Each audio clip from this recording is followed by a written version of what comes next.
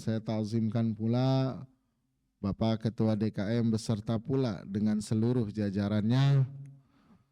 Mudah-mudahan Allah Subhanahu wa Ta'ala selalu memberi kemudahan dalam menjalankan tugasnya.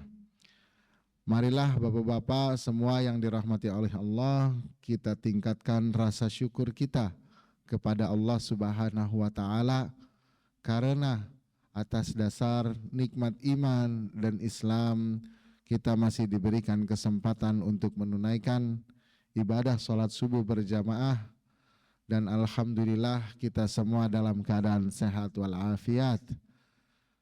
Mudah-mudahan pula dengan kita meningkatkan rasa syukur kepada Allah Subhanahu wa Ta'ala, kita dilanggengkan dalam keimanan dan keislaman, dan sehingga kita diwafatkan dalam keadaan husnul khatimah. Amin ya rabbal alamin.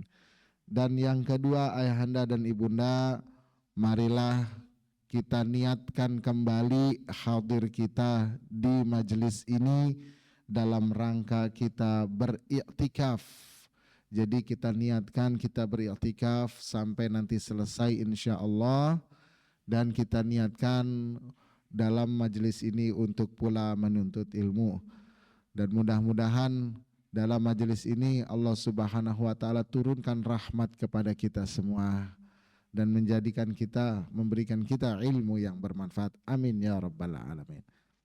Ayahanda dan ibunda, tidak terasa kita sudah masuk lagi ke pembahasan baru. Untuk pembahasan kali ini adalah bantahan untuk kaum mujassimah dan musyabbihah. Kalau kita dengar judulnya ini sudah pasti ada perdebatan ya, bantahan.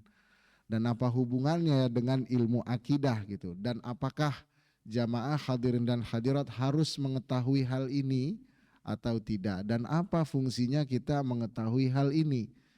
Ya kalau kita lumrahnya mungkin kita pengajian akidah di berbagai masjid, mungkin hanya lewat saja untuk mengetahui daripada misalkan kelompok yang tidak sesuai secara garis besar dengan salafus saleh, dengan sunnah misalkan. Biasanya seperti itu. Nah ini sekarang judulnya adalah sangat memberikan gambaran yang ada di dalamnya itu perdebatan besar. Jadi di sini bantahan untuk kaum mujassimah dan musyabbihah. Kemudian kita harus mengetahui pula apa yang disebut dengan mujassimah dan musyabbihah. Dan ini berhubungan dengan pembahasan yang lalu. Kalau pembahasan yang lalu kita membahas bahaya daripada kaum mujassimah dan musyabbihah, kalau sang bantahan untuk kaum mujassimah dan musyabbihah. Baik Bapak-bapak, secara garis besar kita runtutkan pembahasan kita pagi ini. Ada muqaddimah, yang kedua baru pembahasan intinya, dan yang ketiga adalah kesimpulan. Muqaddimah ini akan kita kaitkan dengan pembahasan yang lalu dan latar belakang kenapa kita membantah mereka. Dan apakah harus ini diketahui oleh kaum muslimin, apa faedah, fungsi dan manfaatnya kaum muslimin mengetahui. Baru kita ke pembahasan inti, yaitu bagaimana dan apa bantahan daripada Al-Imam At-Tahawi terhadap kaum mujassimah dan kaum musyabbihah. Baru terakhir adalah kesimpulan yang bisa kita petik dari pengajian kita hari ini. Itu kira-kira step yang akan kita lalui dalam pembahasan hari ini. Oke, yang pertama adalah muqaddimah. Ya, di awal-awal nih muqaddimah. Yang pertama harus kita ketahui Bapak di dalam muqaddimah bahwa dinamika ilmiah merupakan tuh keharusan. Jadi kalau ini bukan maksud saya untuk mengkuliahi atau menggurui, saya yakin ayahanda dan ibunda hadirin dan hadirat sudah jauh lebih paham tentang dinamika ilmiah, tentang bagaimana ilmu itu berkembang. Kalau kita tarik dengan khazanah Islam, yang namanya ilmu itu adalah kumpulan rumusan dan kaidah. Jadi kalau kita ingin mendefinisikan apa itu ilmu, dalam khazanah Islam, ilmu itu didefinisikan sebagai kumpulan rumusan. Jadi kumpulan rumusan yang mempunyai satu pembahasan tertentu. Misalnya pembahasan tentang badan manusia dari segi sehat dan sakit, maka ilmunya disebut kedokteran. Rumus-rumus yang membahas tentang makhluk hidup, tentang kelompok makhluk hidup, ya ini disebut nanti dengan ilmu biologi. Nah, jadi kalau dalam khazanah Islam yang namanya ilmu adalah kumpulan rumusan, kumpulan kaidah. Nah, karena ilmu itu merupakan kumpulan kaidah dan rumusan, maka tidak terlepas daripada berpikir. Yang namanya berpikir satu dengan yang lain itu bisa berbeda. Maka disinilah terciptanya dinamika ilmiah. Maka ada dalam pepatah bahasa Arab yang bunyinya likulli ra'sin ra'yun. Di setiap kepala itu ada pemikirannya tersendiri. Maka sudah barang tentu kita akan menemukan dinamika dalam ilmu apapun. Misalnya kita dalam fikih ada perbedaan pendapat, yang satu bilang halal, yang satu bilang haram, kemudian yang satu bilang wajib, yang satu bilang sunnah, yang satu bilang sunnah, satu bilang makruh misalkan. Ini kan dinamika gitu. Nah, kenapa ini bisa terjadi? Singkatnya adalah dengan kalimat yang saya paparkan di sini. Jadi adalah suatu keharusan itu terjadi. Namun nanti kita harus mengetahui mana perbedaan yang boleh terjadi dan tidak boleh. Kemudian yang kedua, di antara dinamika dalam khazanah Islam adalah terjadinya perbedaan pandangan dalam berbagai cabang ilmu. Kita mau belajar ilmu akidah, nanti ada perbedaan pendapat. Kita mau belajar ilmu fikih, ada perbedaan pendapat. Bahkan kita mempelajari ilmu akhlak, tasawuf, tazkiyatun nafs juga ada. Dan ini sebetulnya berlaku di dalam semua ilmu. Artinya bapak-bapak yang mau saya sampaikan, karena perbedaan pendapat adalah suatu keharusan, satu sunnatullah, maka kita menyikapinya juga harus lebih bijaksana. Artinya ketika ada yang berbeda, kita tidak langsung kaget, kita tidak langsung buru-buru memvonis, kita tidak langsung buru-buru menjudge ya, tetapi difahami terlebih dahulu. Nah, ini yang perlu kita fahami di antara kaum muslimin. Nah, kemudian ini saya mau sedikit kasih contoh ya Bapak-bapak. Dulu di zaman Rasulullah, ketika setelah selesai perang Khandaq, Rasulullah pulang ke rumah dan hendak beristirahat. Cuman kata malaikat Jibril, jangan istirahat dulu, tetapi langsung pergilah ke namanya Yahudi Bani Quraizoh, kampung Yahudi Bani Quraizoh. Nah, akhirnya Rasulullah menghimbau para sahabat dengan sabda beliau, la yusalliyanna ahadukumul asra illa fi Bani Quraizoh. Janganlah salah seorang di antara kalian sholat asar kecuali sholat asarnya di kampung Bani Quraizoh. Kata Rasulullah begitu. Kemudian Rasulullah pergi. Kemudian para sahabat pun ikut. Nah, ketika para sahabat kloter kedua, ya di belakang Rasulullah mereka berangkat, itu di kloter keduanya terjadi perbedaan pendapat, Bapak-bapak. Ya, kelompok pertama bilang, wah kalau kita sholat asar di Bani Quraizoh nggak keburu nyampe sana, udah maghrib. Ya udah sholat asar di sini aja di Madinah. Yang satu lagi bilang, enggak. Tadi kan kata Rasulullah kita disuruh sholat asarnya di Bani Quraizoh. Baik waktunya keburu atau enggak keburu, kita pokoknya sholat di sana. Jadi terjadi perbedaan pendapat. Akhirnya yang satu sholat di Madinah, yang satu sholat di Bani Quraizoh. Pas sampai di Bani Quraizoh, dua kelompok tadi ngadu kepada Rasulullah. Mau lihat siapa yang benar. Ternyata dua-duanya dibenarkan oleh Rasulullah Shallallahu Alaihi Wasallam. Yang sholat di Madinah benar, yang sholat sampai di Bani Quraizoh juga benar. Cuman kelompok yang pertama tadi, yang dia sholatnya di Madinah, itu mewakili kelompok yang tekstual. Ya pokoknya Rasulullah bilang gini ya, begini, teks saja, sesuai teks. Kelompok yang kedua, itu kelompok kontekstual yang dia memahami teks ini sebenarnya latar belakangnya apa. Dan ternyata dua-duanya benar.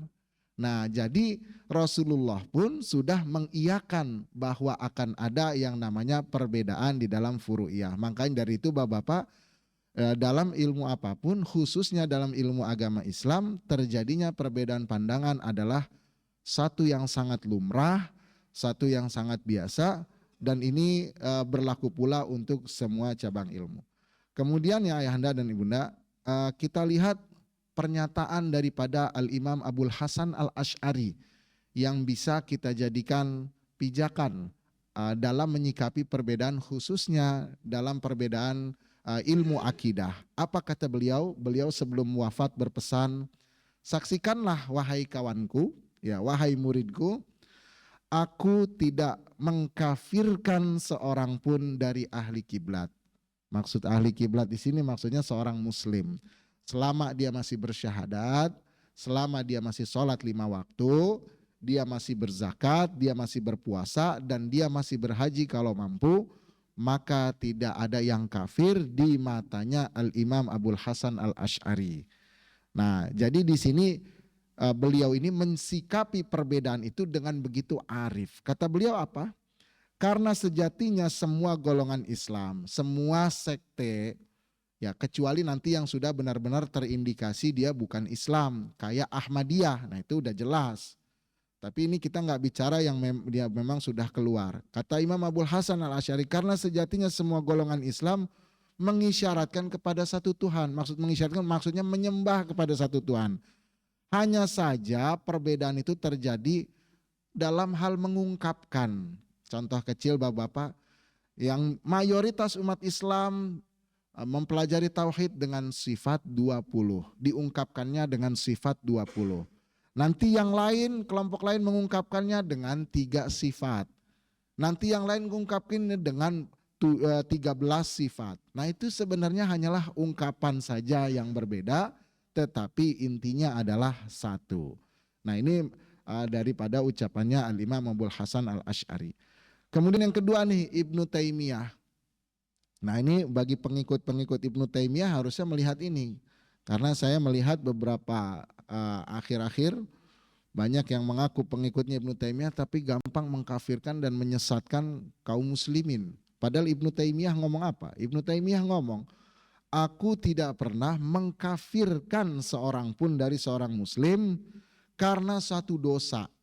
Dia ninggalin sholat, itu dosa. Dia salah dalam menafsirkan Al-Quran, itu dosa. Kata Ibnu Taimiyah, tidak, aku tidak pernah mengkafirkan. Tapi saya beberapa menemui orang-orang yang ngakunya pengikut Ibnu Taimiyah tapi suka mengkafirkan. Padahal Ibnu Taimiyah tidak mengkafirkan.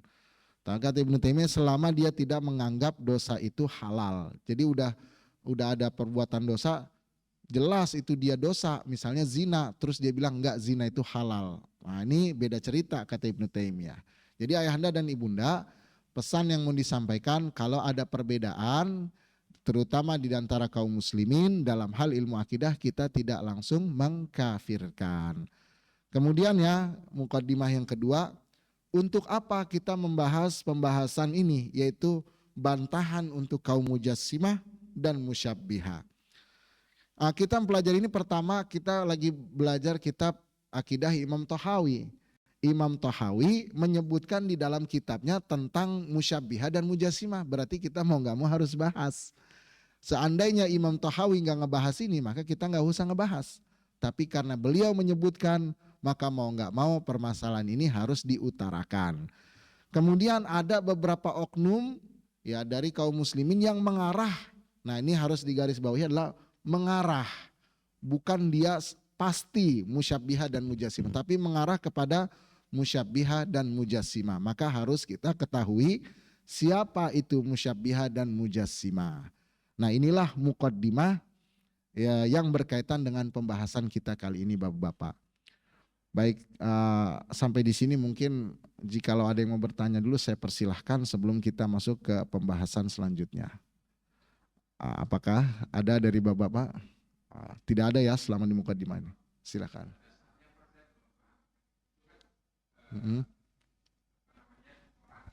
Ya. Misalnya muslimin Ya. dan Islam itu apa sih Pak kata dasarnya, Mas? Islam. Itu muhab yang yang ini sebentar. Artinya? Musyabbihah dan mujassimah. Iya artinya. Oh, abis ini dibahas. Oh iya. Iya. Baik. Terima kasih Bapak. Baik, terima kasih sudah bertanya. Ada pesan dari Gus Baha ya kalau nggak salah. Jadi bapak-bapak mengantuk di majelis pengajian lebih baik daripada di selain pengajian. Jadi kalau ngantuk di sini lebih bagus daripada ngantuknya di apa ya di kafe atau di mana. Jadi udah kesini aja nggak apa-apa ngantuk, nanti ada yang masuk nanti foto. Yang jelas bapak-bapak kelebihan majelis ilmu adalah eh, apa namanya turun rahmat Allah. Jadi kalau kita, makanya tadi kita niatkan menuntut ilmu, sekalipun tidur, sekalipun kitanya ngantuk, itu rahmat Allah turun. Makanya udah kesini aja tidur, tapi jangan sampai ngorok nanti. Nanti dari seperti itu. Baik bapak-bapak kita lanjut ya pembahasan. Nah ini adalah definisi dari mujassimah dan musyabbihah tadi yang ditanyakan. Mujassimah itu dasar katanya apa? Dari kata jismun. Jismun itu kalau diterjemahkan adalah jasmani. Jasmani itu apa? Raga. Jadi mujassimah adalah sekte yang meyakini bahwa Allah itu mempunyai sifat kejasmanian. Itu. Jadi mujassimah itu asal katanya dari kata jismun. Jismun itu artinya kalau dalam bahasa Indonesia jasmani. Jasmani itu raga, punya badan. Jadi mujassimah sekte yang meyakini bahwa Allah mempunyai sifat kejasmanian. Misalnya apa? Ya ada dalam sekte dalam agama Islam, mereka yang menyatakan Allah punya tinggi sekian, lebarnya sekian. Itu ada. Nah, ini bahaya. Karena udah semua muslim pasti udah tahu ini menyimpang daripada akidahnya kaum muslimin, daripada akidahnya salafus soleh. Tapi terjadikah? Terjadi. Dan terjadinya bukan baru-baru ini, tapi udah dari zaman lampau. Mungkin di sini jamaah ada yang baru ngeh bahwa kok ada ya ternyata kaum muslimin yang menyerupakan Allah dengan sifat kejasmanian. Misalnya apa? Di sini disebutkan di dalam kitab At-Tafwid punya Syekh Ali Al-Asri yang menukilkan dari kitab Al-Milal wan Nihal. Di sini disebutkan wa minhum al-karramiyah. Di antara sekte mujassimah itu ada yang menamakan diri mereka al-karramiyah. Ini zaman dulu. Tapi nanti ada nggak zaman sekarang? Ya mungkin pemikirannya ada yang mengestafetkan. Mereka mengatakan apa? Mengklaim apa? Annallaha jismun. Tuh, mereka meyakini bahwa Allah itu adalah mempunyai raga. Ya, mempunyai raga, lahu haddun, ada batasan tinggi, pendek, kemudian di atas, di bawah. Wa annahu mahallul hawadis, dan bahwasannya Allah Subhanahu wa taala punya sifat-sifat yang baru. Wa annahu mumasun li arsyihi, dan bahwasannya Allah itu bersemayam di atas ars, raganya nempel sama singgasandanya. Ya kayak saya, raga saya nempel sama kursi begitu. Nah ini kan sifat kejasmanian. Nah ini masalah nggak? Ya masalah, karena Allah sudah mengungkapkan dengan tegas, laisa kamitslihi syai'un. Allah itu tidak serupa dengan sesuatu pun. Lantas gimana yang mensifati ini? Dia dari mana ini? Pendapatnya ini? Pemikiran ini ngambil dari mana? Kok bisa sampai segininya? Jadi sampai seperti itu. Mereka mensifati Allah dengan sifat-sifat jasmani. Kita disifati dengan sifat jasmani itu apa? Misalnya kita ini punya tinggi, punya pendeknya, punya panjang, punya lebar, itu sifat jasmani. Maka tidak ada jasmani. Ya, ini gelas Bapak juga jasmani. Laptop juga jasmani. Meja juga jasmani. Masjid ini juga jasmani. Nah, punya sifat yang namanya jasmani itu ada di depan kah, ada di belakang kah, ada di atas kah, ada di bawah kah, ada di kanan kah, ada di kiri kah, itu sifat-sifat jasmani. Nah, jadi ada sekte yang meyakini Allah itu punya sifat kejasmanian. Ya. Kemudian ada yang namanya musyabbihah. Musyabbihah itu asal katanya dari tasbih. Tasbih itu artinya menyerupakan. Jadi musyabbihah itu adalah sekte yang meyakini adanya kesamaan antara Allah dan makhluk. Ya. Misalnya gimana? Misalnya yang namanya manusia itu kalau berbicara berupa suara. Kan saya begini bicara suara. A, I, U, E, O. Firman Allah juga begitu. Kata sekte ini. Ya, terus kalau yang namanya manusia itu melihat butuh cahaya. Nah mereka menyatakan ya Allah juga melihat butuh cahaya. Nah ini kaum musyabbihah. Jadi kalau kaum mujassimah itu meyakini Allah itu ada raga dan jasmaninya, kalau musyabbihah itu mereka meyakini Allah itu punya kesamaan dengan makhluknya. Berarti hubungannya apa nih mujassimah dan musyabbihah? Kalau dibikin diagram Venn modelnya begini Bapak-bapak, antara musyabbihah dengan mujassimah. Jadi yang mujassimah itu lebih khusus, yang musyabbihah lebih umum. Jadi setiap mujassimah adalah musyabbihah. Namun tidak setiap musyabbihah adalah mujassimah. Ini diagram Venn-nya begitu. Jadi yang mujassimah lebih khusus, yang musyabbihah lebih umum. Ya, karena kalau yang musyabbihah belum tentu menyerupakan Allah dalam jasmani, menyerupakan Allah dengan makhluknya berupa jasmani belum tentu. Nah, jadi ini dia sekte dalam agama Islam yang pernah terjadi dan ini disinggung oleh Al-Imam At-Tahawi. Jadi Imam Tahawi menyinggung ini, kenapa disinggung? Karena agar umat Islam ini tidak terjatuh ke dalam hal tersebut. Lantas gimana kalau misalnya ada kaum muslimin lagi beribadah kan suka tuh bayangan-bayangan. Oh dia membayangkan Allah begini atau anak-anak kecil Allah begini. Bahkan dulu ada yang menyangka oh dulu Allah punya rupa seperti manusia. Itu kan bayangan suka lewat begitu. Lagi beribadah suka kebayang oh Allah berbentuk cahaya misalnya atau apa. Nah itu was-was yang datang.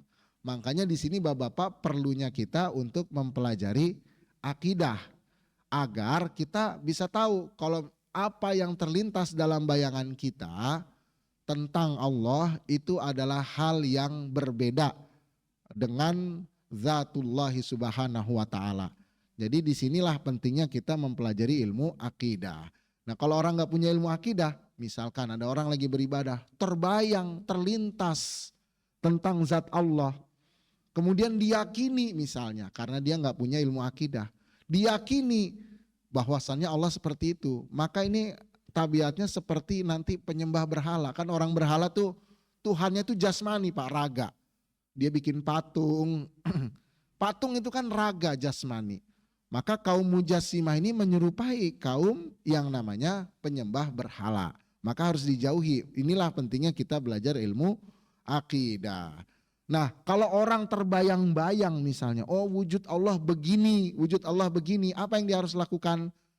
Yang dia harus lakukan adalah menyingkirkan bayangan itu sebisa mungkin dan dia harus meyakini bahwa Allah tidak serupa dengan makhluknya. Allah tidak serupa dengan apapun yang pernah Allah ciptakan. Berdasarkan dalil dalam surat Asy-Syura, laitsa kamitslihi syai'un wa huwas samiul basir. Nah kalau orang lagi beribadah misalnya, dia terbayang begitu dan dia nggak mampu menyingkirkan itu, kemudian dia membayangkan terus, bisa aja digoda setan. Seperti siapa? Ya seperti misalnya waktu itu pernah terjadi yang Lia Edan Bapak-bapak ya. Di mana Lia Edan beribadah, ceritanya dia beribadah terus disamperin sama cahaya. Kata cahaya itu, aku adalah Tuhanmu, aku ini. Terus dia percaya. Kenapa dia bisa percaya?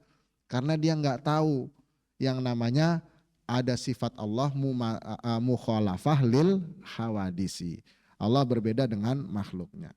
Jadi inilah makna daripada musyabbihah dan mujassimah. Oke, sampai di sini Bapak-bapak apakah sudah jelas arti dari musyabbihah dan mujassimah? Nah, saya rasa sudah jelas ya. Kemudian kita lanjut. Ini dari mana sih pemikiran musyabbihah dan mujassimah? Tadi katanya ada yang meyakini Allah Subhanahu wa taala itu adalah mempunyai raga. Allah Subhanahu wa taala mempunyai jasmani. Dan ini bertentangan dengan akidah salafus saleh. Lah ini dari mana pemikirannya ini? Pemikiran ini tuh dari mana? Ternyata setelah ditelusuri oleh para ahli sejarah Islam, salah satunya adalah Asy-Syahrastani dan Al-Baghdadi, pemikiran ini muncul dari orang Yahudi. Jadi orang Yahudi itu ketika mereka membelokkan Taurat, itu memasukkan unsur-unsur yang seakan-akan Allah itu mempunyai raga dan jasmani. Sehingga mereka meyakini Allah itu mempunyai jasmani. Nah, ini diantara mereka ya. Dan salah satu buktinya ketika sebab nuzul surat Al-Ikhlas. Jadi orang Yahudi datang ke Nabi, kata orang Yahudi apa? Ya Muhammad. Nah, orang Yahudi itu kalau manggil Nabi, ya, orang Yahudi, orang Quraisy yang kafir, terus orang Nasrani, orang munafik, itu kalau manggil nggak pernah ya Rasulullah, tapi ya Muhammad. Ya, makanya kalau kita menyebut nama Rasulullah jangan Muhammad Muhammad, paling enggak Nabi Muhammad gitu. Karena orang-orang yang memanggil Muhammad doang itu yang tadi kriterianya. Nah, ini orang Yahudi nanya, "Ya Muhammad, sif lana rabbak." Coba dong gimana sih Tuhanmu itu gimana? Kriterianya, tingginya bagaimana? Besarnya bagaimana? Maksudnya begitu orang Yahudi. Nah, orang Yahudi kan suka iseng nanya gitu, suka mancing-mancing, suka mancing ngetes, tapi kalau yang ditesnya bisa tetap aja dia ingkar. Nah, orang Yahudi begitu. Nah, kalau di Al-Quran itu Bapak-Bapak kalau udah penyebutan Yahudi konotasinya udah jelek. Tapi kalau Bani Israel belum tentu jelek. Makanya harus dibedakan antara Bani Israel dengan Yahudi. Kalau Bani Israel itu keturunan biologis. Kalau Yahudi sebagai agama, belum tentu keturunan Yakub, Bani Israel. Ini sedikit saya melebar ya, Bapak-Bapak. Ini saya dapat dari Profesor Menahem Ali juga, sangat bagus penjelasannya. Bahwa kalau ketika Al-Quran itu menyebutkan Yahudi udah konteksnya jelek, sifatnya jelek. Kenapa? Karena Yahudi itu sebagai agama belum tentu bersambung kepada Nabi Yakub alaihissalam. Dan realitanya memang banyak orang-orang dari Khazar yang masuk ke dalam agama Yahudi. Orang Khazar ini adalah orang-orang yang mempunyai tabiat sifat buruk, nomaden, suka merampok. Mereka keturunan dari Yafet bin Nuh, bukan keturunan dari Sam bin Nuh. Kalau Nabi Yakub itu nanti dari Sam. Kalau bahasa ininya Inggrisnya Semit lah. Semit bin Nuh. Kalau orang Khazar ini dari Yafet, bahasa Arabnya Yafith gitu. Yafith bin Nuh. Itu keturunan nanti yang melahirkan Ya'juj Ma'juj, Dajjal itu dari situ. Nah, orang Khazar ini banyak yang masuk ke dalam agama Yahudi. Makanya kemudian terkontaminasi mereka satu sama lain. Kalau menurut beberapa sumber, kenapa orang Khazar bisa masuk ke dalam Yahudi? Karena orang Yahudi suka ngotak-ngatik, salah satunya hukum riba. Riba yang tadinya haram diotak-atik jadi halal.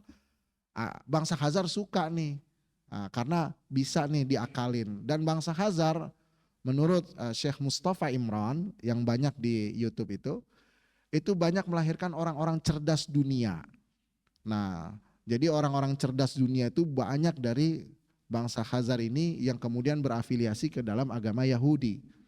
Nah, makanya Al-Quran ketika bilang Yahudi itu konotasinya udah buruk karena udah terkontaminasi dengan dari yang lain, di otak-atik, maka udah konotasinya buruk dari Al-Quran itu. Dan harus kita ketahui pula, ini semakin nggak apa-apa ya intermezzo, semakin biar agak ini meluas sedikit.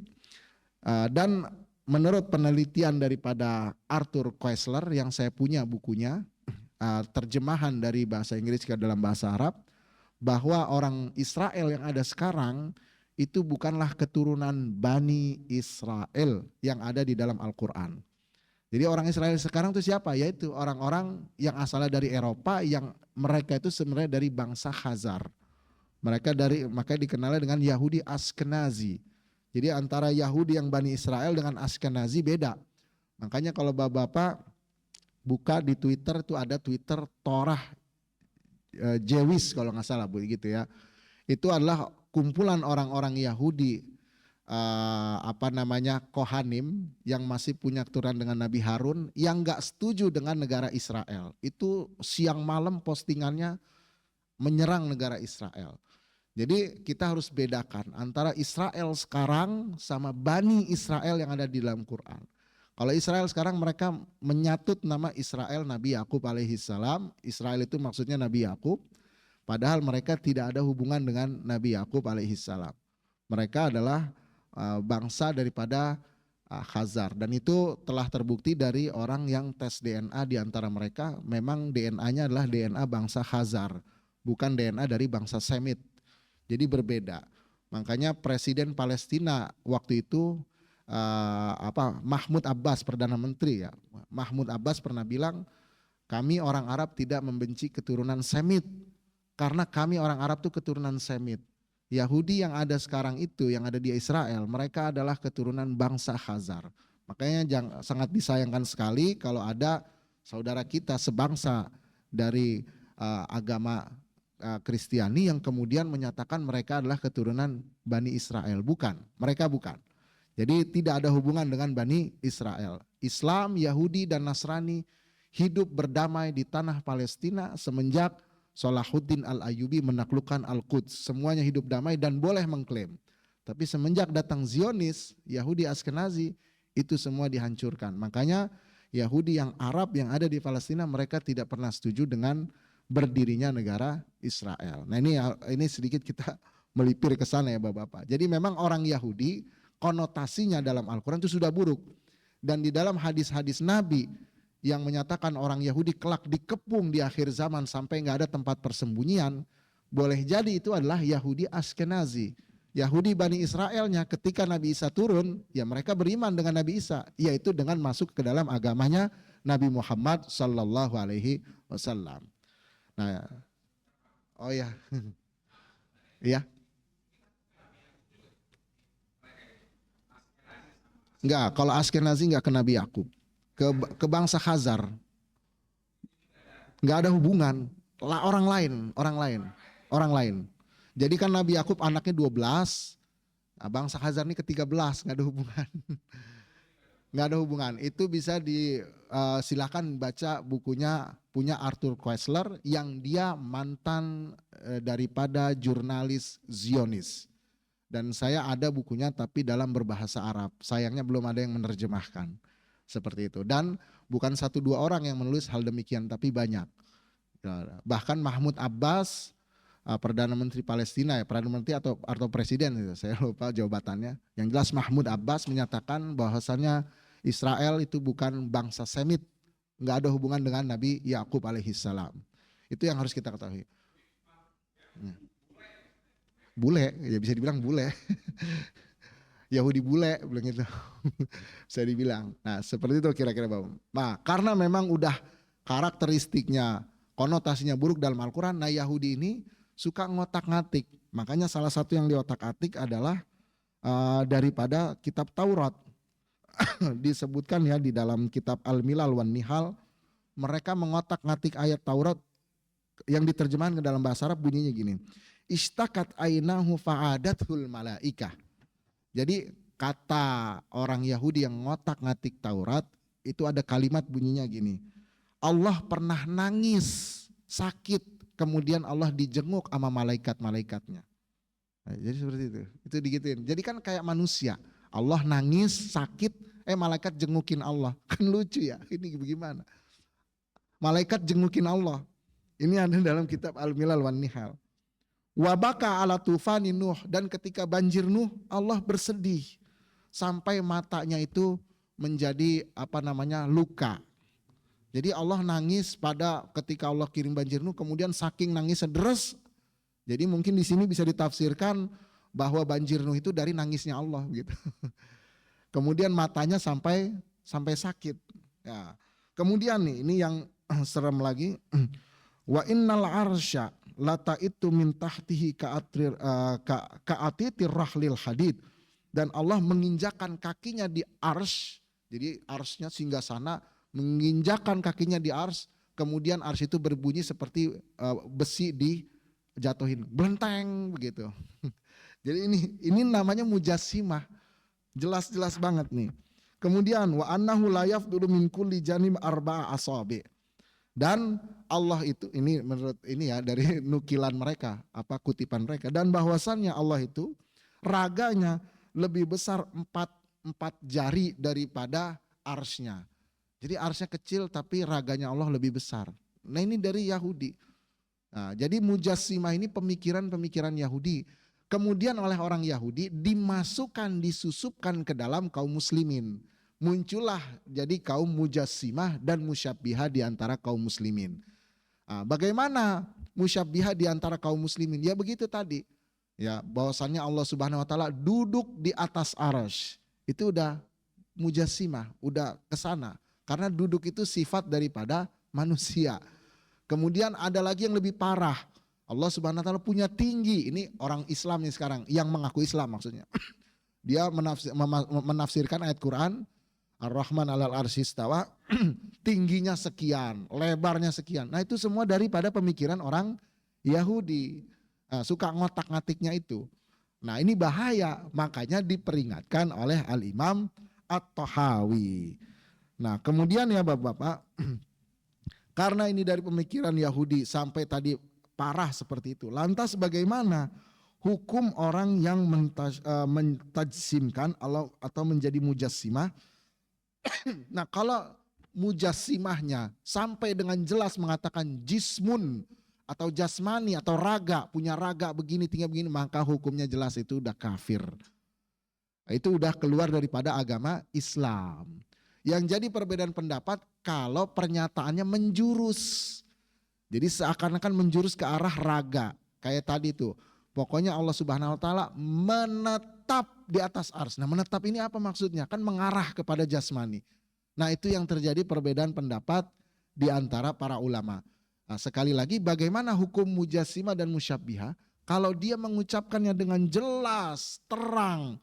Allah Subhanahu wa taala punya raga jasmani tinggi sekian, kemudian Allah menginjakkan kakinya, kemudian Allah dan sebagainya sifat-sifat jasmani, maka itu hukumnya sudah kafir, keluar daripada agama Islam. Kecuali dia orang bodoh yang belum belajar, dia nggak tahu, kemudian dia belajar, dia dimaafkan. Tapi nanti di akhirat dia akan ditanya oleh Allah, kenapa dia nggak belajar ilmu akidah? Itu dia Bapak-bapak. Makanya kata Imam Syafi'i, yang namanya uzur, kebodohan itu nggak bisa jadi uzur. Jadi misalnya ada orang sepanjang hidupnya, dia nggak tahu sholat 5 waktu itu wajib. Apakah dengan ketidaktahuan itu kelak di akhirat bisa menjadi uzur dia sehingga nggak diazab? Kata Imam Syafi'i nggak bisa. Kenapa? Karena nanti dia akan ditanya, kenapa seumur hidupmu nggak belajar? Itu dia pertanyaannya. Yang nanti kelak dia akan ditanya, disiksa di neraka atas dasar dia tidak mau mencari tahu. Karena dia tidak mau belajar. Makanya di dalam kitab Safwatuz Zubat disebutkan bunyinya man lam yajid mu'alliman falyarhali. Jadi siapa yang belum menemukan guru yang bisa membimbing maka hendaknya dia mencari. Jadi kita ini dibebankan ada beberapa ilmu agama yang mau tidak mau semua harus tahu. Yang dia menjadi kewajiban. Salah satunya adalah dasar ilmu akidah. Kayak Bapak-bapak. Jadi hukum dari mujassimah dan musyabbihah adalah kalau dia dengan terang-terangan dan jelas maka dia sudah kafir. Tapi kalau yang masih menjurus itu ada perbedaan pendapat. Kemudian selanjutnya kita masuk ke dalam kitabnya Al-Imam At-Tahawi. Apa kata Al-Imam Tahawi Bapak-bapak? Man lam yatawaqqa an-nafya wa tashbiha.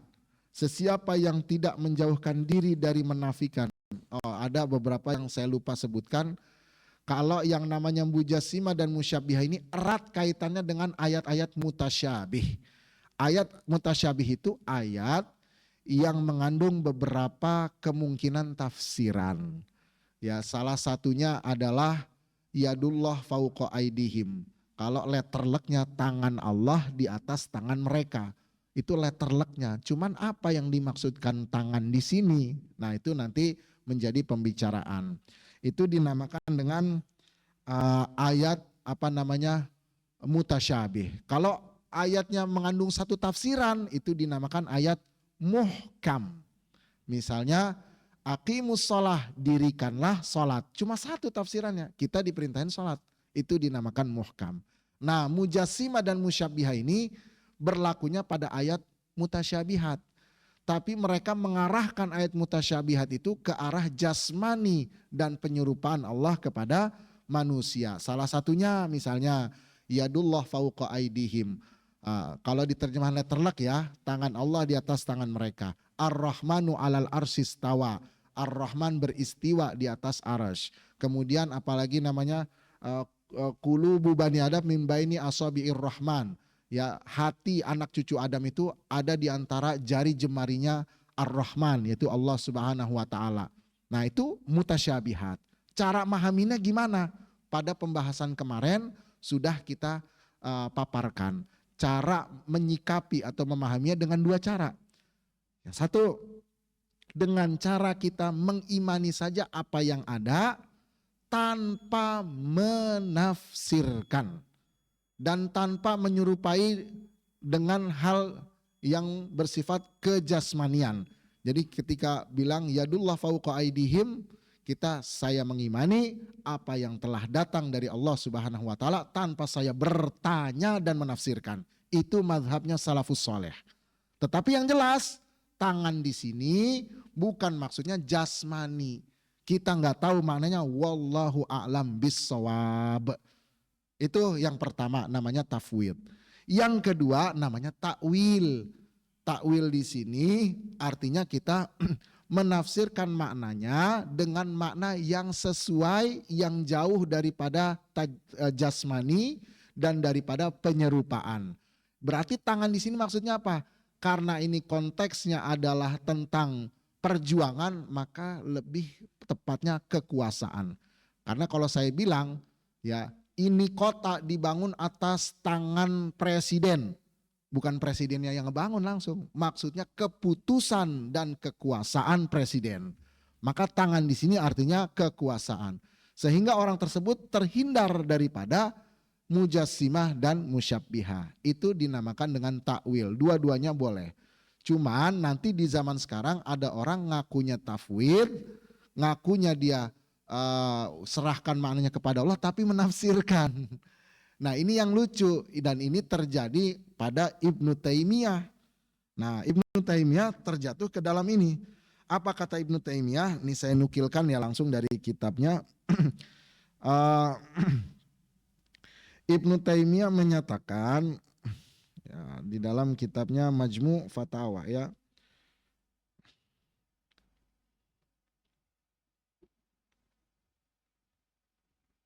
Apa kata Ibnu Taimiyah fi kitab Majmu' Fatawa? Jadi ketika ada ayat yadullah fauqa aidihim, itu Ibnu Taimiyah menyatakan innalillahi yadan. Sesungguhnya Allah itu punya tangan laisat ka aidina. Tapi tangannya tidak seperti tangan kita. Nah, ini yang saya sebut tadi, pernyataannya menjurus ke arah tajsim, menjurus ke arah mujassimah. Karena secara bahasa yang namanya tangan itu identiknya dengan jasmani dan raga. Nah, makanya di sini jadi rancu. Makanya para ulama di sini ada yang mentolerir ucapannya Ibnu Taimiyah, ada yang tidak mentolerir. Yang jelas Ibnu Taimiyah telah berijtihad. Seperti itu kira-kira Bapak-Bapak. Nah, ini kata Imam Thahawi apa? Kata Imam Thahawi, sesiapa yang tidak menjauhkan diri dari menafikan. Menafikan ini maksudnya apa? Ya, sifat yang Allah tetapkan. Misalnya Allah Subhanahu wa taala punya sifat kudrah. Misalnya Allah mengabarkan bahwasannya Ar-Rahman 'alal arsy istawa. Ya, dia malah menafikan. Atau dia mentasbihkan zalla, maka dia akan terpleset. Maksud terplesetnya apa? Dia akan menyimpang dari mazhab yang benar, pendapat yang benar, yaitu salafus soleh. Walam yusibit tanziha, dan dia tidak akan dapat mensucikan Allah. Jadi ada orang yang pengen mensucikan Allah nih motivasinya, malah jatuh ke dalam mujassimah, malah jatuh dalam musyabbihah. Nah, jadi ini harus kita perhatikan. Kemudian ya, alasannya apa? Imam Thahawi berkata bahwasannya ia akan terpleset bagi orang yang mentasbihkan Allah, terpleset menyimpang daripada jalan yang benar. Kata Imam Thahawi, fa inna rabbana, karena sesungguhnya Tuhan kita, Tuhan kami itu disifati dengan sifat keesaan. Maksud sifat keesaan itu apa? Sifat Allah cuma Allah doang yang punya, yang lain enggak. Makanya sifat kuasa, kita punya sifat kuasa. Allah punya sifat kuasa. Tapi kuasa dalam artian mutlak hanyalah Allah Subhanahu wa taala. Berarti Allah tidak serupa dengan makhluknya. Kemudian man'utun binu'util fardaniyah. Ada sifat-sifat khusus yang bagi Allah saja. Ya, Allah berfirman tanpa membutuhkan suara. Kita berbicara butuh suara. Nah, itu sifat khusus bagi Allah. Maka Allah tidak serupa dengan makhluknya. Ini bantahan Imam Tohawi terhadap kaum mujassimah dan musyabbihah. Nah, itulah yang bisa dibahas. Jadi Bapak-bapak, kesimpulannya apa? Kesimpulannya adalah, sebelum kesimpulan saya cantumkan. Ini ada dari Ustadz Tengku Zulkarnain, beliau sebelum wafat bikin lagu, nih lagunya bagus. Lagu Tauhid Ahlus Sunnah wal Jamaah karya almarhum Tengku Zulkarnain, silahkan didengerin. Itu ringkasan daripada akidah Ahlus Sunnah wal Jamaah yang menjauhkan dari mujassimah dan musyabbihah. Nanti bisa dilihat, bagus ini lagunya ya. Jadi saya juga suka mendengarkan. Beliau dakwah dengan cara juga dengan syair. Nah itu boleh ya, seperti juga Roma Irama ya. Jadi berdakwah dengan nada dan dakwah lah, Bas. Nah ini di lagu ini, lagu Tauhid, menjelaskan bagaimana sikap kita terhadap ayat mutasyabihat bisa didengar. Nah, kesimpulannya Bapak-bapak, pertama, pemahaman musyabbiha dan mujassimah adalah pemahaman yang salah dan menyimpang dari ajaran salafus saleh Ahlus Sunnah wal Jamaah. Hukumnya gimana? Kalau dia dengan terang-terangan maka dia kafir, tapi kalau tidak maka masih diperselisihkan. Yang kedua, musyabbihah dan mujassimah akarnya diambil dari pemikiran kaum Yahudi.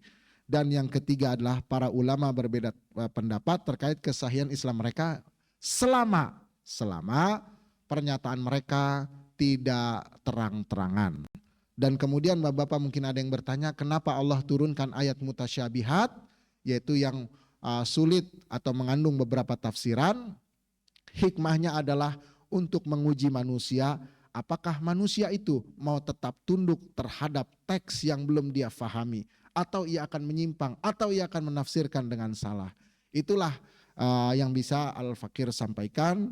Yang benar hanyalah dari Allah Subhanahu wa taala, yang salah dari saya. Sebelumnya ditutup, apakah ada pertanyaan lagi? Silakan Ustaz Khalil juga. Assalamualaikum warahmatullahi wabarakatuh. Waalaikumsalam. Izin bertanya Ustaz. Jadi kan kalau kita sholat tuh banyak teman-teman juga mikirnya setiap takbir Allahu Akbar. Jadi bagaimana dia meyakini salatnya bahwasanya Allah Maha Besar, tapi banyak sekali teman-teman tuh kalau misalnya gambarannya di depannya ada Allah gitu. Ya. Jadi gimana cara biar kita itu salat khusyuk cuma tidak terpengaruh dengan pemahaman mujassimah atau musyabbihah ini? Ya. Ya, terima kasih Ustaz. Terima kasih Ustadz Khalil. Ini pertanyaan yang sangat bagus sekali. Jadi ketika kita lagi ibadah suka terbayang tadi seperti yang tadi saya sebutkan. Makanya Bapak-bapak kalau kita renungkan, yang Rasulullah ditanya sama malaikat Jibril ya, yang menyamar jadi seorang manusia, itu ditanya tentang Islam, iman, dan ihsan. Ihsan itu ada di urutan ketiga Bapak-bapak. Apa ihsan? Kata Rasulullah, anta'budallaha ka'annaka tarahu. Engkau menyembah Allah seakan-akan engkau melihat. Poinnya pertama, ihsan ini disebutkan setelah iman dan Islam. Jadi iman dulu, ilmu akidah dulu dibenerin, baru ibadahnya diperkuat. Ibadah yang sifatnya nafilah. Nafilah itu yang sunnah-sunnah, tahajudnya, apanya, itu diperbanyak. Jadi memang ada benar ungkapan dari Gus Baha, semakin kuat ibadah kita harus tambah ilmunya. Jadi enggak harus berjalan barengan. Jadi ibadahnya kuat, ilmunya tambah. Tidak, ibadahnya kuat, ilmunya segini gini. Karena cobaan makin kuat dia ibadah, cobaan juga makin naik. Nah, itu bisa dihadang cobaan itu ya dengan ilmu. Dengan apa lagi kalau bukan dengan ilmu? Makanya harus seimbang. Kalau misalnya yang ilmunya mungkin masih segitu aja, ya ibadahnya cukup yang biasa-biasa aja. Ya sholat 5 waktu, sholat sunnah rawatib, kemudian ya kalau waktunya tahajud, waktunya baca Quran, selesai, biasa aja. Toh ternyata juga ada hadis Nabi, ya ketika Nabi bilang ada seorang yang akan masuk surga, ada seorang yang masuk surga di majelisnya. Tiba-tiba datang seorang bawa sendal, pakaiannya biasa. Orang-orang pada bingung. Kemudian hari berikutnya Nabi ngomong lagi, akan datang orang yang termasuk ahli surga. Dia lagi orangnya. Hari ketiga dia lagi. Kemudian Abdullah bin Amr bin As, anaknya Amr bin As, penasaran dia amaliyahnya apa. Ternyata sehari-harinya biasa. Sholat waktunya. Waktunya tidur, ingat puasa, kebangun tahajud, enggak. Terus kata Abdullah bin Amr bin As, dia hampir meremehkan orang itu. Kemudian sebelum dia pulang dia nanya, sebenarnya apa sih amalan kamu? Ternyata amalannya enggak ada yang spesial kecuali sebelum tidur dia memaafkan seluruh kesalahan orang dan dia tidak pernah iri dengki terhadap orang. Jadi calon ahli surga, ibaratnya biasa. Nah, kalau mau ningkatin lagi ibaratnya pengen jadi kekasih Allah, nah itu butuh lagi tingkatan. Akidahnya dikuatin lagi.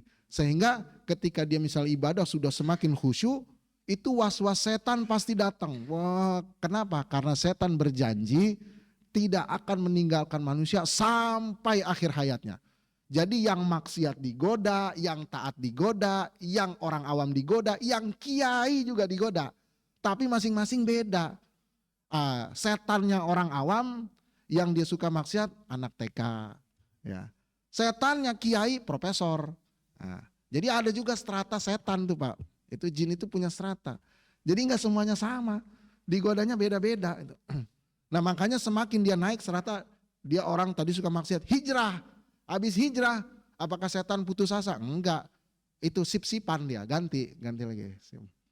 Oh dia udah hijrah, ganti lagi setannya. Dia udah hijrah, dia bisa lagi lebih taat, ganti lagi setannya. Lagi terus, sampai kapan? Sampai dia wafat. Makanya semakin dia taat, dia butuh ilmu yang terus. Disinilah pentingnya kita untuk menuntut ilmu. Nah ketika kita sholat misalnya, orang taat, Allahu Akbar, kebayang Allah maha besar, raganya besar, lebih dari segala sesuatu. Nah kalau bayangan itu muncul tiba-tiba tanpa kitanya membayangkan sendiri, maka itu masih dimaafkan karena di luar kendali kita. Yang penting satu poinnya, kita tahu mukhalafah lil hawadisi. Jadi apa yang terbawa yang itu bukan Allah. Nah itulah kalau orang sudah belajar ilmu akidah. Tapi kalau belum belajar dia nggak tahu mukhalafah lil hawadisi, dia meyakini itulah Allah. Bisa jadi nanti setan nyamar jadi bayangan itu, aku adalah Tuhanmu. Dia percaya jadi Lia Edan baru. Lia Edan begitu. Jadi Lia Edan baru, jadi Ahmad Musedeng yang baru Bapak. Ini Ahmad Musedeng kemana? Ke Bogor, ke Gunung Salak beribadah. Harusnya kalau dari Bogor pulang oleh-oleh bawa talas Bogor. Ini bawa wahyu Bapak. Jadi beda dari biasanya. Itu kenapa bisa begitu? Karena dia menurut cerita saya pengen berkholwat, pengen menyendiri. Tapi ilmu belum cukup gitu. Sehingga dia ngebayangin sesuatu yang aneh-aneh, setan tahu apa yang dia bayangin, dia jadi begitu dah. Habis itu karena dia gak ada ilmunya, dia percaya. Jadilah Ahmad Musedeng, Nabi ke-26, Nabi palsu, ditangkap sama polisi Indonesia. Makanya polisi Indonesia hebat Bapak-bapak. Para nabi ditangkap, para malaikat ditangkap. Gak ada polisi di dunia yang begitu. Itu cuma di Indonesia. Nah jadi kalau kita lagi ibadah ada seperti itu, kalau kita udah punya basic akidah, kita meyakini bayangan itu bukan Allah. Dan apa arti dari Allahu Akbar? Akbar, kalau dalam bahasa Arab akbar itu adalah sigot tafdil. Sigot tafdil itu bentuk kata untuk membandingkan. Jadi kalau kabir itu besar, kalau akbar lebih besar. Maka saya bisa bilang misalkan ini, haza kabir. Ini adalah besar. Tapi kalau ini lebih besar, haza akbaru min haza. Ini lebih besar daripada yang ini. Berarti ada bandingan. Nah berarti Allah lebih besar maksudnya apa? Nah jelas di sini perbandingannya bukan raga dan jasmani. Kenapa? Karena antara Allah dan makhluknya beda. Berarti nggak bisa dibandingkan dalam hal raga dan jasmani. Berarti perbandingan di sini besarnya adalah dalam hal kekuasaan. Kekuasaan Allah lebih besar, mutlak lebih daripada kekuasaan makhluknya. Atau kita bisa mengartikan akbar di sini adalah Allah maha besar, bukan lebih besar, tapi maha besar. Jadi akbar di sini artinya kabir, Allah itu maha besar. Apanya besar? Kekuasaannya. Kemudian irodahnya, kehendaknya, dan segala macam. Dan menariknya Bapak-Bapak, saya sedikit ambil hikmah dari takbiratul ihram. Ketika orang salat Allahu Akbar, ini takbiratul ihram menunjukkan kepasrahan dia. Jadi kalau dia lagi ada mumet, stres, dia angkat tangan Allahu Akbar, dan akbarnya itu dia meyakini Allah lah maha segalanya, maka di takbiratul ihram pertama itu semua masalah selesai Bapak-Bapak.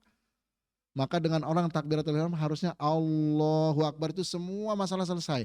Makanya kata para ahli fikih, inti sari sholat yang gak boleh keliwat, kalau keliwat sholatnya benar-benar udah gak kehitung ada, itu adalah niat dan takbiratul ihram. Artinya kalau saya sholat nih, Assalamualaikum, Assalamualaikum, lupa tadi Al-Fatihah, gak usah diulang. Kenapa? Karena sholatnya udah selesai. Tapi kalau saya Assalamualaikum, Assalamualaikum, tadi udah takbiratul ihram sama niat belum ya? Itu harus ulang dari awal Bapak-Bapak. Kenapa? Karena itu yang paling poin intinya adalah takbiratul ihram. Karena di situ orang-orang sudah menyerah kepada Allah. Dengan menyerah, maka disitulah pertolongan Allah itu ada. Makanya kalau kita lihat Bapak-Bapak, cerita-cerita para nabi di dalam Al-Quran, itu dapat pertolongan ketika mereka udah nyerah dan pasrah, itu dapat. Siapa? Nabi Muhammad SAW di Taif, ketika beliau udah dihantam sana sini, udah beliau diludahin, terakhir puncaknya di Taif, Nabi Muhammad berdoa, Allahumma inni ashku ilaika dha'fa quwwati. Ya Allah, aku adukan kelemahanku di hadapanmu. Kemudian Nabi Muhammad bilang apa? In lam yakun bika alayya ghadabun fala ubali. Kalau yang terjadi ini bukan karena engkau murka kepadaku, aku ridho ya Allah, berserah kepadamu. Apa yang terjadi Bapak-Bapak? Yang terjadi besok malamnya, subhanalladzi asra bi abdihi lailan minal masjidil haram ilal masjidil aqsa. Rasulullah dikasih hadiah Isra Mi'raj yang gak pernah orang di dunia mengalami Isra Mi'raj, dari kepasrahan. Terus yang kedua siapa Bapak? Nabi Ibrahim alaihis salam. Udah mau dibakar, Nabi Ibrahim pasrah pada Allah, pertolongan datang. Siapa lagi Bapak-Bapak? Nabi Yunus alaihi salam. Di dalam perut ikan paus, 3 kegelapan.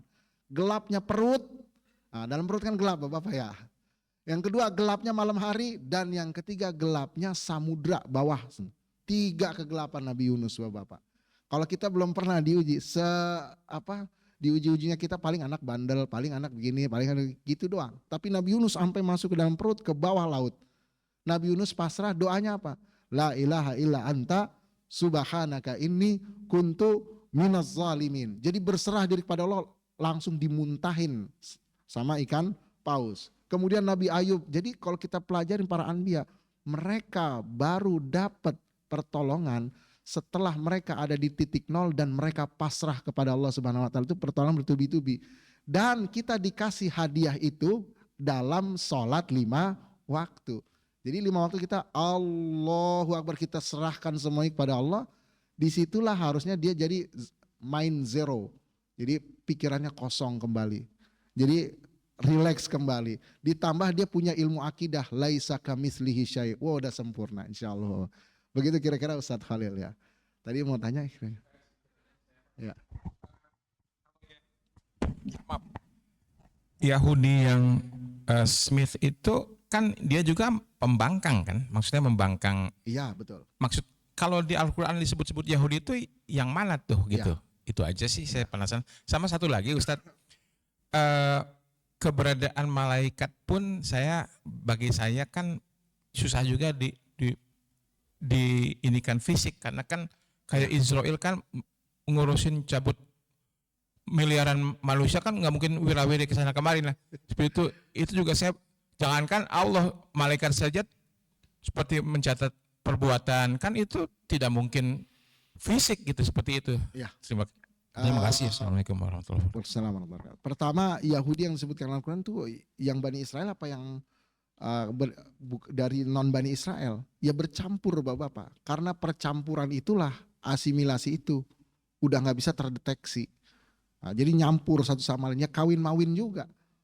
Tapi kalau Bani Israel, ada Bani Israel yang nabi, ada Bani Israel yang soleh, Bani Israel yang soleh siapa? Ya Nabi Musa, Nabi Harun. Jadi nggak semua Bani Israel itu jahat.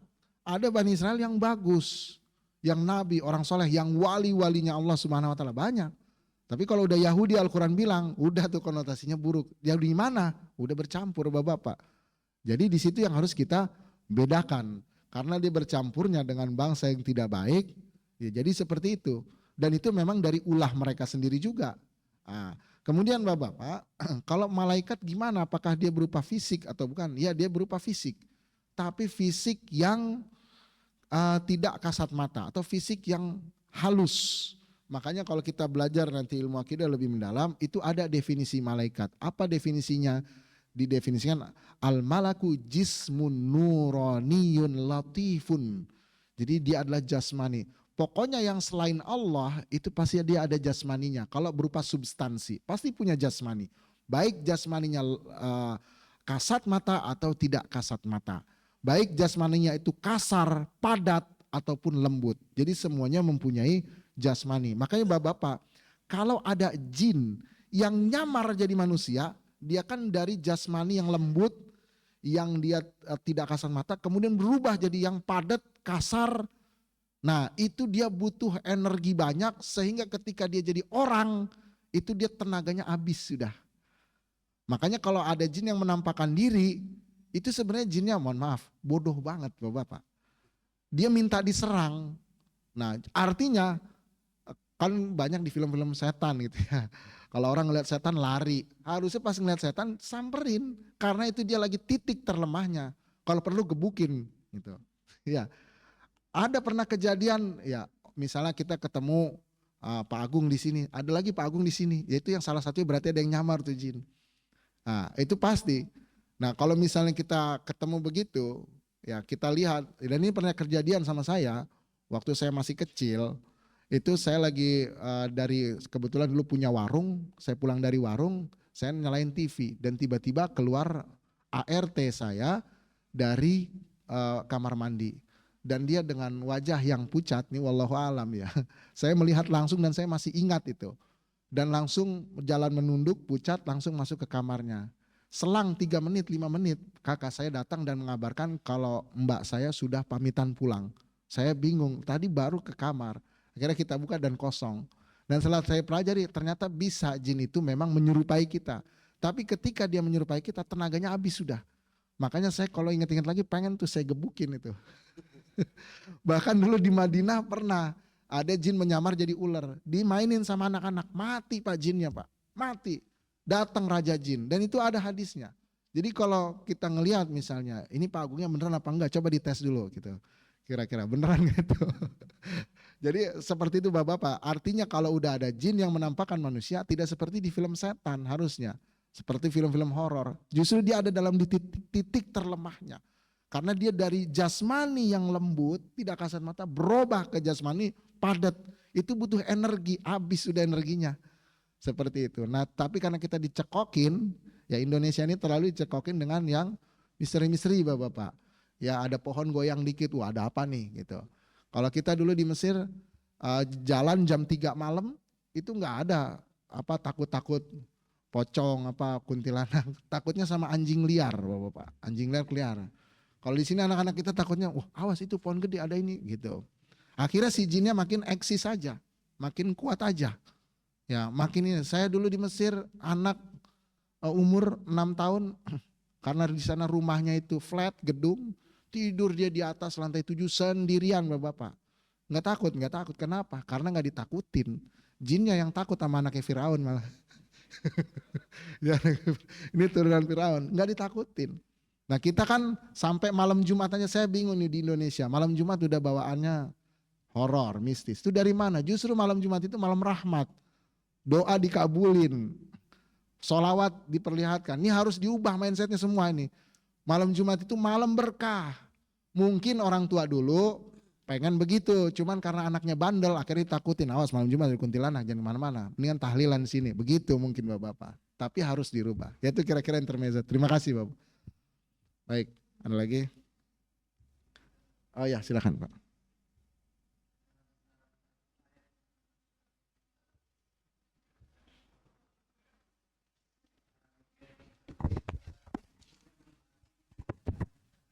Ya.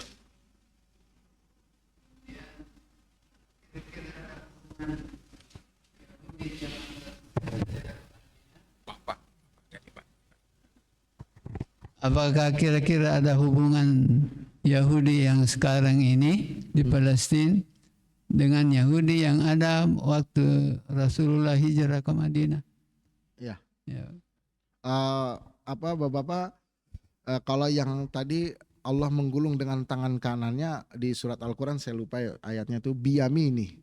Biyami itu dengan, kalau letter lucknya itu dengan sebelah kanan. Ya ini lagi-lagi dengan dua metode tadi, kita tafwid, kita mengimani tanpa menafsirkan, dan dengan catatan tidak seperti makhluknya berupa raga dan jasmani.